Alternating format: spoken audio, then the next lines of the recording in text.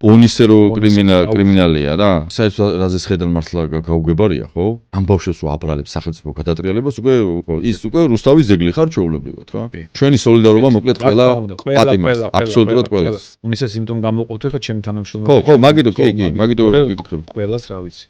რაზეა საუბარი? თავისუფლებას გისურვებთ ყველა რეჟიმის პატიმარს ვინც ხართ რა. ონისეს არაპატიეს ჩემი აზრია. თანადე იყო რაღაცეები ყოფილ თანამშრომლებთან.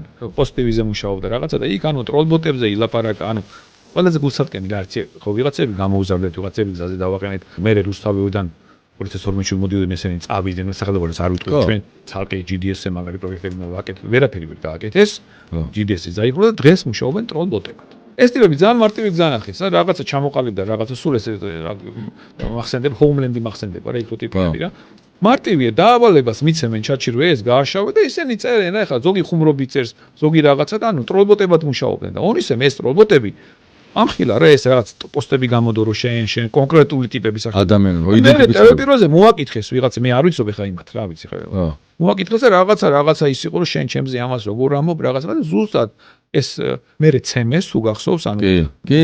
გახსოვს და მე ამაზე იყო რა, იმიტომ რომ იქ ვიღაცები ახსენა თქვენი ტროლბოტების ჩვენი ერთის დეპუტატი თუ რაღაც ანუ კონკრეტულად ვიღაცებს მიუთით რა და ალბათ ესეც უკვე ათვალწუნებაა რა.